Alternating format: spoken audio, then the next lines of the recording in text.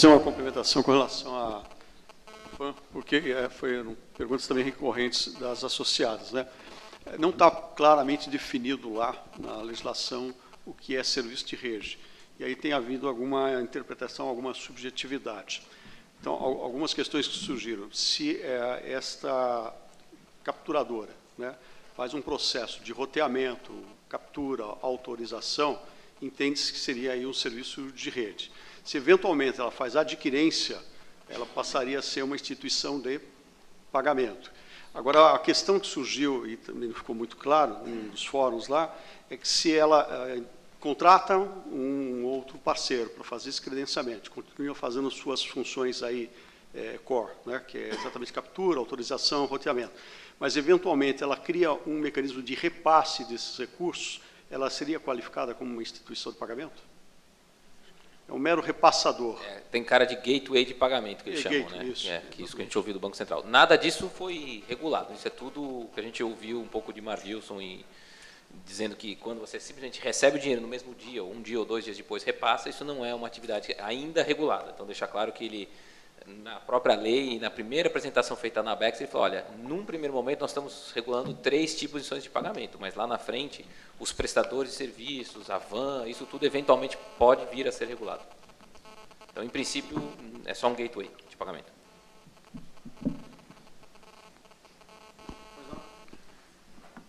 Boa tarde a todos. Meu nome é Cardoso, represento a MFS.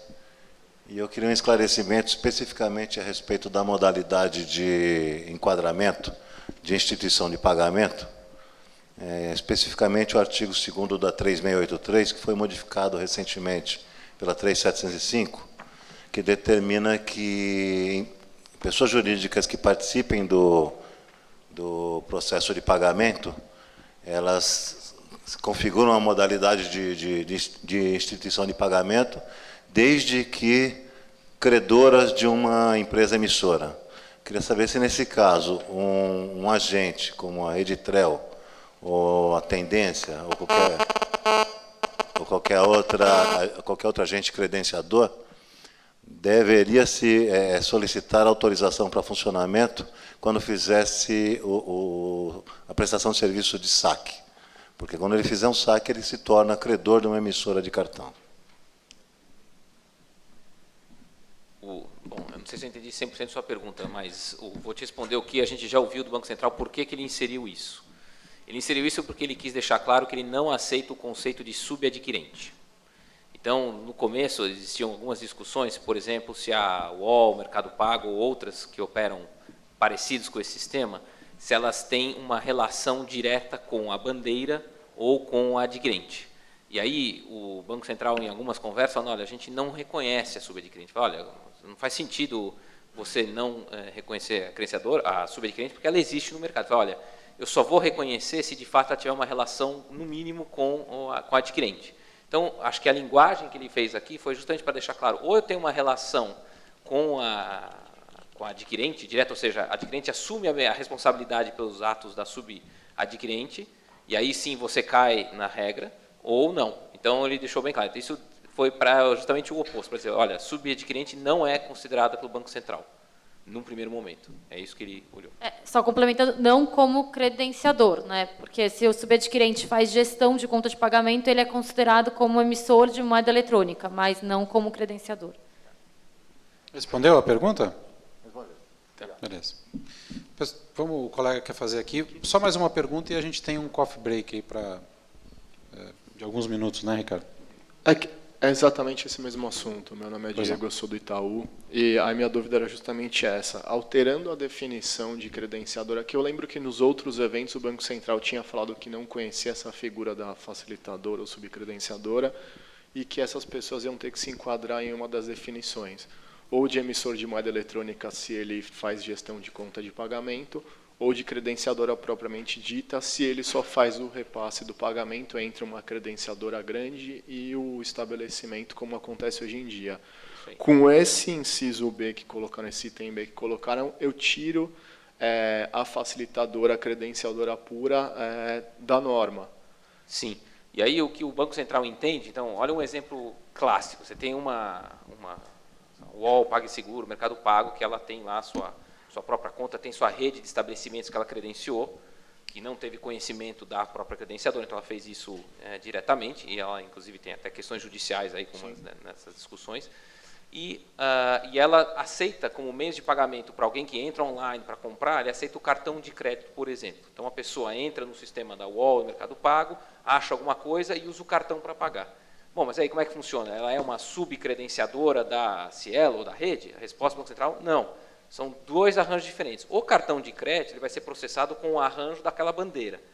Aí, quando o cartão de crédito liquida e paga para o UOL e cria uma moeda eletrônica, se nasceu um outro arranjo. Então, são dois arranjos interoperando. Um arranjo, nesse caso específico do cartão, de um pós-pago, que paga na conta eletrônica da UOL, que se tornou um pré-pago. Então, nasce um outro arranjo, e a partir daí ele existe como a Tatiana falou, instituição de pagamento pré-pago, porque daí ele recebeu o dinheiro, carregou na conta e deu crédito para a pessoa que fez o pagamento, ou para o estabelecimento comercial que fez a venda no sistema deles.